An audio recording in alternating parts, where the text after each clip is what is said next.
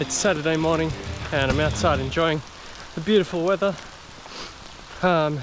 Tomorrow we're leaving for Europe, so that's really fun. But yeah, I'm out for a run today. Started off not feeling 100%. That sickness that I mentioned in my last vlog stuck around for a lot longer than I expected, so this is only my second run in the last 2 weeks. I ran 2 days ago on Thursday, did about 4Ks, real easy. And this, I should be getting about 20Ks. But to be honest, I'm walking most of it. Yeah, I'm looking forward to heading over to Spain. A little bit more nervous now than I was a couple of weeks ago, having done basically no training in the last 2 weeks and still not feeling 100% recovered from being sick. But in light of being very undertrained and underprepared physically, I thought today I would talk a bit about my strategy and how I'm planning to be prepared, in terms of my strategy and mentally. In light of being very undertrained and underprepared physically, I thought today I might talk a bit more about my strategy and how I'm preparing sort of mentally, I guess, for this race. So let's finish this off and head home and talk about that.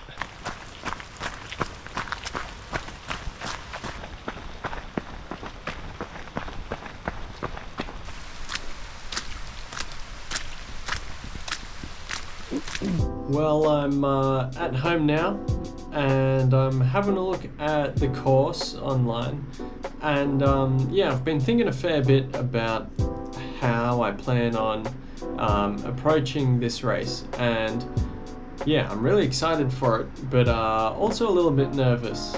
But I've been thinking a lot about the course and about my plans for it. Here's the course as a whole. Very mountainous looking course.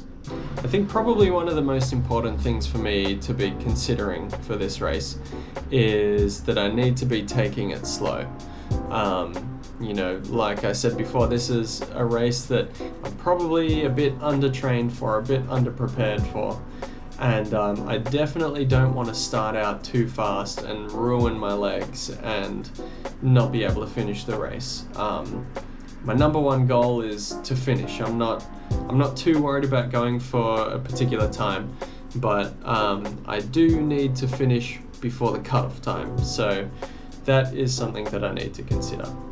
The start has been split up into 3 waves, and so it's starting over here in Les. And so I'm in the 3rd wave, the last wave, which starts at 6:30 a.m. And it looks like we're starting just here, just next to a river, which is nice. So it looks like right at the start, it's relatively flat. For the first 7 kilometers or so, you can kind of see it's fairly flat. And it hits the trail pretty early, and something that I'm a little bit worried about is a bottleneck at the start. Which I've read some reports and stuff online of other people doing the race and watched a couple of videos, and that's something that other people have noted, is that there can be a really big bottleneck at the start. But I think for the first time this year they're splitting it up into 3 different waves, and so I'm hopeful that that will alleviate a bit of the bottleneck. So I think take it nice and slow at the start. Even though it's relatively flat, I still want to keep my heart rate nice and low. And then it looks like there's a little bit of a hill here when it gets a bit deeper into the trails. But then this climb that I'm looking at here, which looks big and steep, is this tiny little thing here. So it goes up to almost 900 meters. But you can see quite flat at the start, and a bit of a climb, and a bit flat again. And then, so it looks like after the second aid station is where the climbing really starts. So so this is the second aid station. This is kind of the first big climb of the race. And I think there's a few ways that I can kind of split up the race. I don't want to be thinking of it as one huge 110 kilometer race. I want to split it up into chunks, and I could think of it either in terms of just the different chunks in between the different aid stations, or I could think of it in terms of the big climbs that kind of happen during the race. And so this would be the first of, I think, 3 or 4 big climbs that happen. So it goes from 1,000 meters up to 2,300 meters in about 10 Ks. So that's pretty steep for about 10 Ks. But anyway, so yeah, so that's where the first big climb starts. And yeah, that looks like it'll be cool. Coming up into here. Another interesting thing about the course is that the first like half of the course is kind of in the middle of nowhere. Like if you take a look at the course as a whole, start here, and then this is all really just like in the mountains, like, and then the second half is going to be a lot closer to civilization. I'm going to be able to carry 2 liters of water, and my plan is to use Tailwind. I've got some of these single serve packages which I'm bringing along. I've also ordered about 12 of these to be sent to our accommodation, and so that is there waiting for me now, which is nice, so that I don't have to carry all of that over with us. So from this third aid station, it seems like there's a bit of a climb again, going back up to here. Then it heads back down to Montgari.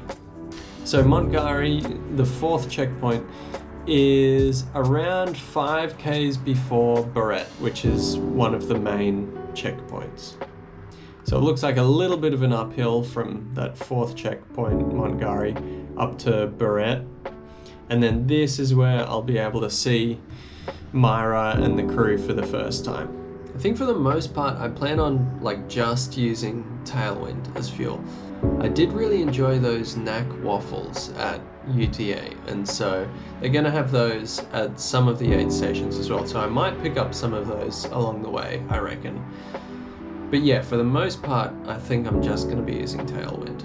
So the cutoff for this 5th checkpoint at Barrette, it's 7 PM, so that's like 12 and a half hours in. At this point, I'm hoping that I will get here by between 5 to 6 PM. So I might be cutting it close to the cutoff time. I think I need to be taking it slow, and I think that I've just got to be confident that taking it slow will kind of give me my best chance of actually finishing before the cutoff. From Barrette, it looks like there's a bit of a downhill, and this does not look too technical, but that definitely looks like that is a place to make up a bit of time. Because actually I've seen videos of this, and this is very, very runnable. This is just like a nice field of green grass.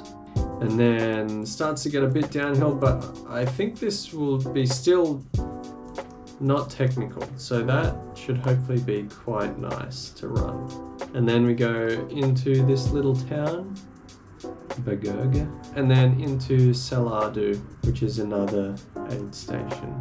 From Salardu, it looks like that is where we have another big climb. So this goes from 1260 up to 2200. So that's a long 15-16 Ks of climbing, but it's not as steep. I think I've got to take this first climb nice and slow, not ruin myself. Feeling a little bit more confident right now than I was 20 minutes ago. When I get to here, so the cutoff time is, let me see, 10:30 PM. And I'm expecting to be there somewhere around like 7:30 to 9:30 PM. So I'm expecting to be there between 1 and 3 hours before the cutoff. But from that point onwards, the cutoff times are really generous. If I can do the first 70 Ks, I should be able to do the last 40, because it's like you've got 16 hours to do the first 70 Ks and then 12 hours to do the last 40 Ks. The other thing actually that's going to be hard about this part is that this is where it's going to start to get dark. And yeah, you can see here, like, this is just a gravel road, which is good considering it's going to be nighttime. So we don't want anything too technical at night. It's relatively flat and non-technical, so that shouldn't be too bad. That's 10 Ks. I should be able to walk that in 2.5 hours, but I've got 3.5 hours. So I remember seeing this on the live stream as well. This is where it does start to get a bit technical. From Mont Romy's, there's a steep descent. 4.5 Ks, it goes down, what's that, 600 meters. So relatively steep descent. And this is quite technical, and it will be dark. So this will probably be the scariest part. But then it comes down, and then we get to checkpoint number 10. So this is 96 Ks. This is the other major aid station, and there's kind of only one more after that one, but you can see as well, like, a bit of flat here, but then quite a big climb. And this section, obviously this is definitely going to be in the dark as well. It goes from probably 1100 up to 2200. So 1100 meters elevation gain in the space of 6-7 Ks. And then it's all downhill to the end. If I can get to that 70 K mark, I can walk the last 40 Ks of this race and finish before the cutoff. But yeah, that's kind of the plan. It looks like it's going to be difficult. There's a few very big climbs, because the cutoff for the first 70 Ks is 16 hours. And then the rest is just walking pace. Yeah, there's the plan. I did a very slow 20K run today. Took me about 3 hours. I think it was about 600 meters of elevation gain. I felt pretty good. And after going over this plan of basically taking it slow, being well fueled, and being in a good headspace, I'm feeling okay. I'm keen.